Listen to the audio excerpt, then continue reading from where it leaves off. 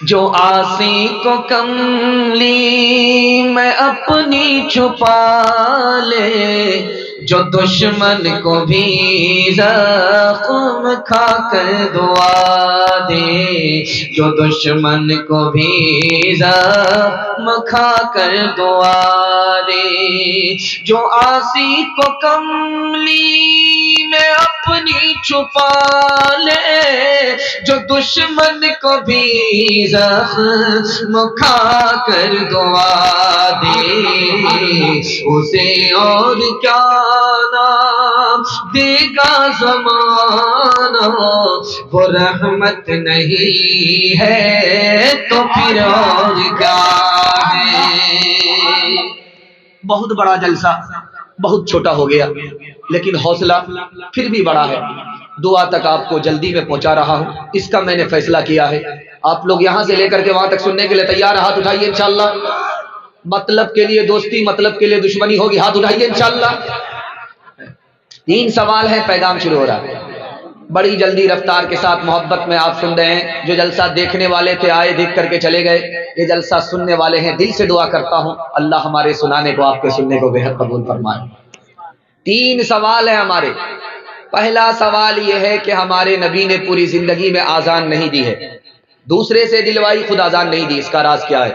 ہمارے نبی ہم پر کتنے مہربان تھے، یہ پہلا سوال ہے۔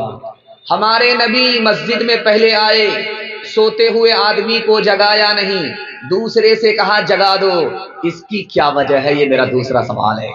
تیسرا سوال ہے، ہمارے نبی نے صرف 10 سال میں 9 لاکھ مربع میل زمین کو فتح کیا۔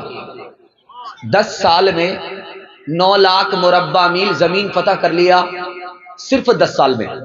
صرف 3 کام کیے، پہلا، دوسرا، تیسرا، آخری کام کیا تھا؟ سننے کے لیے تیار ہے؟ سو کر کے سنیں گے؟ ہاتھ اٹھائیے انشاءاللہ۔ سو کر کے سنیں گے، ہم بھی سلا دیں گے، اگر جاگے نہیں تو جنازہ پڑھ دیں گے۔ 3 سوال ہے، پیغام شروع ہو رہا ہے۔ ہمارے نبی نے پوری زندگی آذان نہیں دی ہے۔ آذان دیتے تو کہتے حی علی الصلاح، نماز کی طرف آؤ، حی علی الفلاح، کامیابی کی طرف آؤ، اور کسی وجہ سے اگر امتی نہیں آتا تو گنہگار ہو جاتا۔ اپنے امتی کو گنہگار ہونے سے بچایا، دوسرے سے آذان کہلوائی، خود آذان نہیں دیا۔ مسجد میں آئے، سوتا ہوا صحابی کو دیکھا لیکن جگایا نہیں۔ حضرت علی سے کہا آپ جگا دو۔ حضرت علی نے پوچھا یا رسول اللہ، نیکی میں آپ پہل کرتے ہیں، آپ پہلے آئے تھے، آپ نے نہیں جگایا، مجھ سے کہا جگا دو۔ اللہ کے رسول نے کہا میں نے اس لیے نہیں جگایا، جب سوتا ہوا آدمی جاگتا ہے تو بڑبڑاتا ہے، اگر میں جگاتا وہ بڑبڑاتا، میں اس کا نبی، وہ میرا امتی، میری شان میں گستاخی ہو جاتی، گستاخی کے نتیجے میں ایمان خطرے میں چلا جاتا۔ ایمان کی حفاظت کے لیے تم سے کہا تم جگاؤ، میں نے نہیں جگایا۔ آخری سوال تھا کہ 10 سال کے اندر صرف اللہ کے رسول نے 9 لاکھ مربع میل زمین کو فتح کیا، صرف 3 کام کیے۔ پہلا کام یہ کیا کہ معاف کیا، بدلہ نہیں لیا۔ دوسرا کام کیا، محبت کیا، نفرت نہیں کیا۔ تیسرا کام، مدد کے لیے سہارا دیا، مدد سے ہاتھ نہیں کھینچا۔ ہاتھ اٹھائیے، وعدہ کیجئے۔ دوسرا، معاف کرے گا، ہم دوسرے کو معاف نہیں کریں گے، ہاتھ اٹھائیے انشاءاللہ۔ فاتحانہ مکہ آئے، فاتحانہ مکہ آئے، سر جھکائے چشم نم، امن کا اعلان کیا، نادم ہوئے اہل وطن، ہند ابو سفیان وحشی کر دیا سب کو معاف، ہند ابو سفیان وحشی کر دیا سب کو معاف، ہند ابو سفیان وحشی کر دیا سب کو معاف، ہند ابو سفیان وحشی کر دیا سب کو معاف، ہند ابو سفیان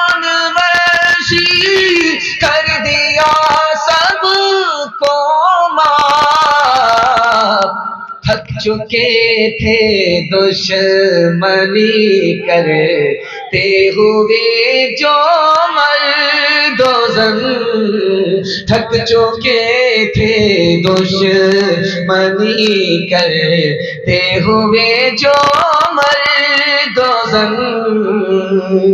بڑے خوبصورت سامعین، جو پیغام میں بھول گیا تھا وہ آپ کی محبت میں مجھے یاد آ گیا۔ سننے کے لیے تیار ہے؟ ہاتھ اٹھائیے انشاءاللہ۔ بڑا خوبصورت جلسہ تیزی کے ساتھ نکل جائے گا۔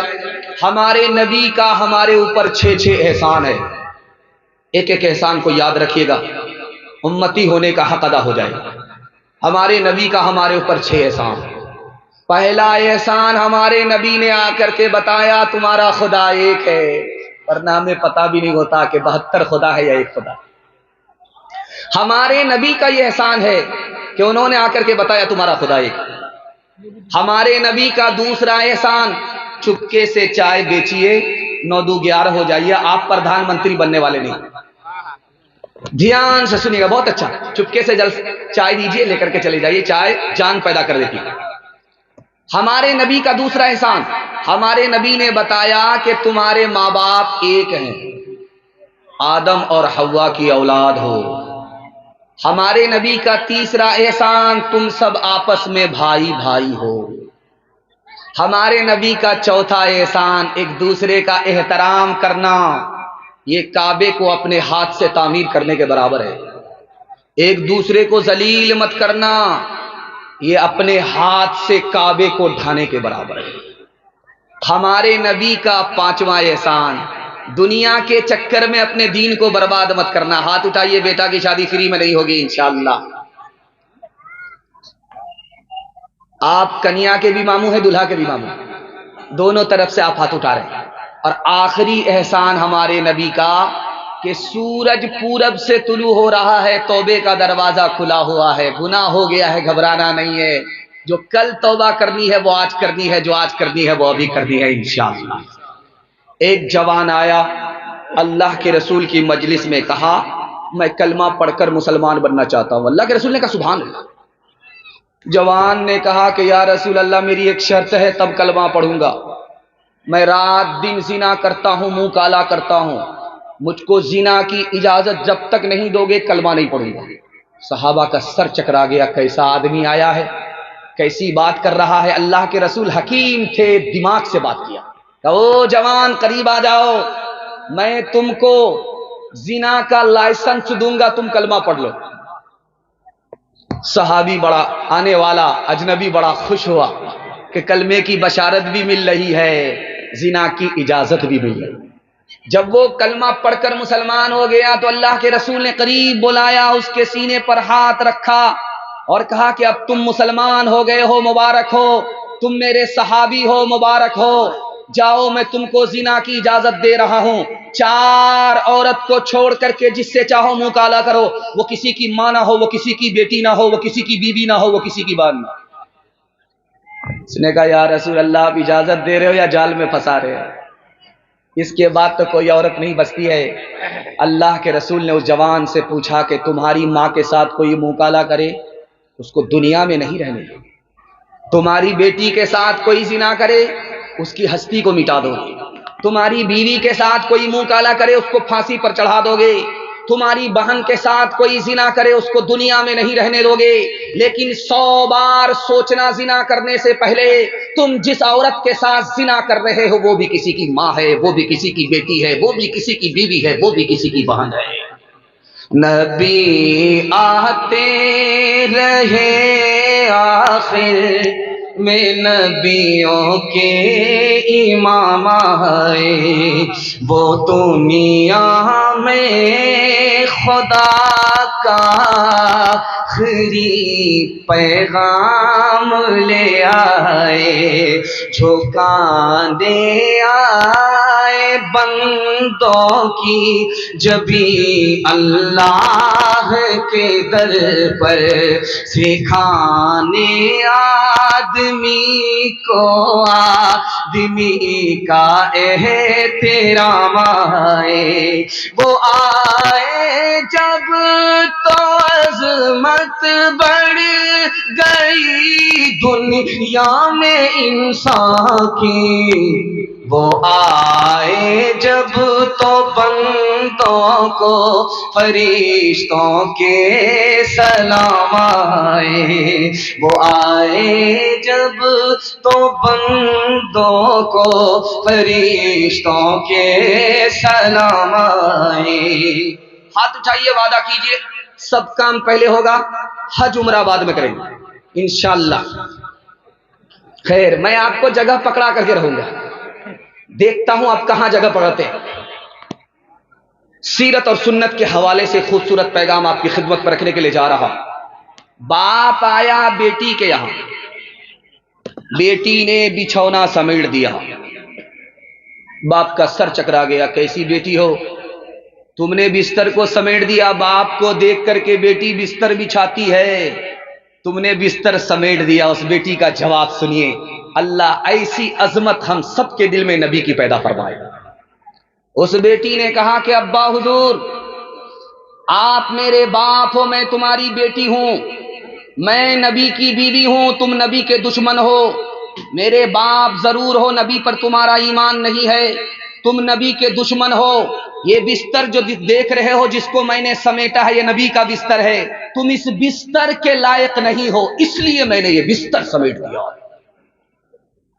باپ آیا مالا لے کر کے بیٹی کے گلے میں ڈال کر کے کہتا ہے سبحان اللہ، رشتہ مل گیا، لڑکا سونار ہے، سونے کی دکان ہے، اس کی بیوی بنو گی، وہ تم کو زیور پہنائے گا، مبارک ہو۔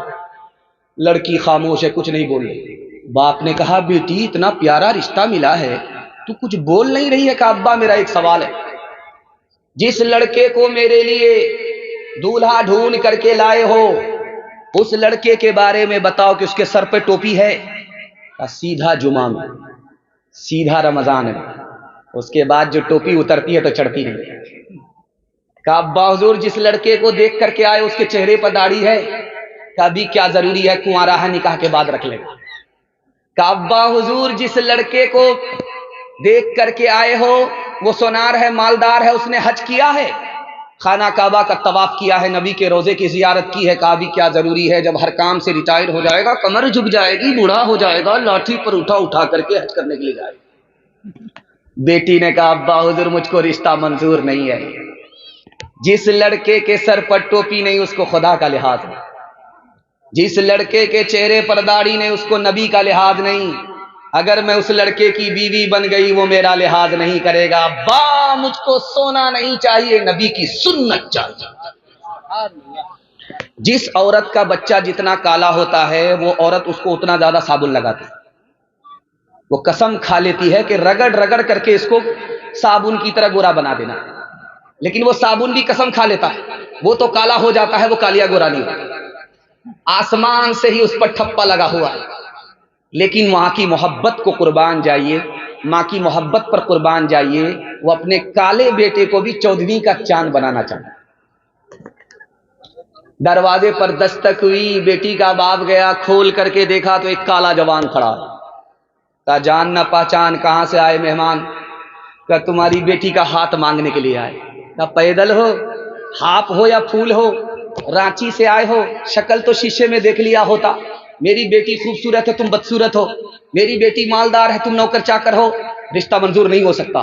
پیٹھ پیچھے بیٹی سن رہی تھی کہ ابا حضور مجھ کو رشتہ منظور ہے۔ آپ نے آنے والے کو دیکھا کہ کالا ہے، آپ نے بھیجنے والے کو نہیں دیکھا کہ کملی والا ہے۔ تعظیم کی ہے جس نے محمد کے نام کی، خالق نے اس پہ آتش دوزخ حرام کی۔ تیرے مقام کا تو خدا ہی کو علم ہے، جنت تو ہے جگہ تیرے ادنا غلام کی۔